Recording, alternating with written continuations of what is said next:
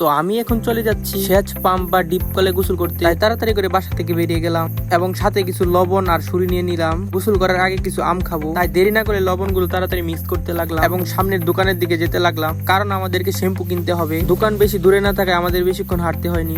দোকানদারকে 10 টাকা দিয়ে শ্যাম্পু গুলো নিয়ে নিলাম। আমি বেশ কিছু শ্যাম্পু নিয়েছি, কারণ আমি ওখানে একা গোসল করবো না, আমার সাথে আরো 2-3 জন আছে। শ্যাম্পু নেওয়া হয়ে গেলে দেরি না করে তাড়াতাড়ি করে আমরা হাঁটতে লাগলাম। তো হাঁটতে হাঁটতে প্রায় কাছাকাছি চলে আসলাম। সামনের রাস্তাটা শেষ হলে আমাদের ক্ষেতের চারপাশটা ছিল খুবই সুন্দর। একটু দূরেই ছিল আমাদের সেই ডিপ কল। তো এখন আমাদেরকে ওখানে যেতে হবে। তো আমাদের ভিডিওগুলো আপনাদের কাছে যদি ভালো লাগে তাহলে চ্যানেলটাকে সাবস্ক্রাইব করে দিবেন এবং লাইক কমেন্ট শেয়ার করে দিবেন। আপনাদের একটা লাইক আমাদেরকে নতুন কিছু করতে উৎসাহিত করে। তো এখন হাঁটতে হাঁটতে চলে আসলাম আম গাছের নিচে। আমগুলো প্রায় বড় হয়েছে অনেকটা। এই গাছটা কার আসলে আমি জানি না। আম গাছটা যাই হোক, যদি ভিডিওটা দেখে থাকেন তাহলে ক্ষমা করে দিবেন। তারপর আশিক দেরি না করে তাড়াতাড়ি গাছে উঠে গেল। তার গাছে ওঠা দেখে আমি প্রায় অবাক, কারণ সে নিমিষে গাছের আগায় উঠে গেল।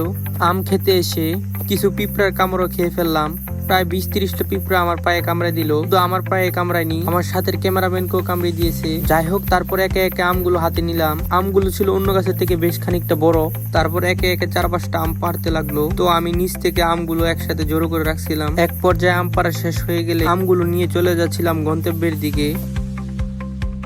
তো দেখতে পাচ্ছেন কতগুলো আম, অনেক বড় বড় আম। এগুলো এখন খাবো আমরা। তারপর হাঁটতে শুরু করলাম, কারণ এখন আমগুলো ভালোভাবে পানি দিয়ে পরিষ্কার করতে হবে। তারপর আমগুলোকে পানি নিচে ডুবিয়ে দিলাম। এক পর্যায়ে হাত থেকে আমগুলো ছুটে ভেসে চলে যাচ্ছিল।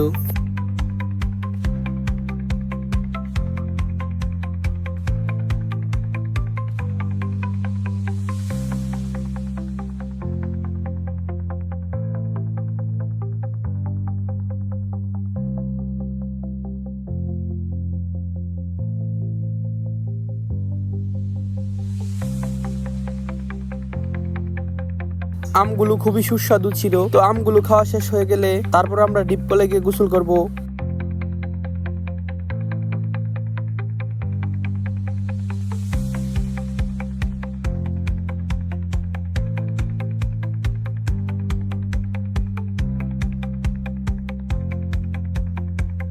আমাদের আম খাওয়া প্রায় শেষের দিকে, তাই দেরি না করে চলে গেলাম ডিপ কলের দিকে।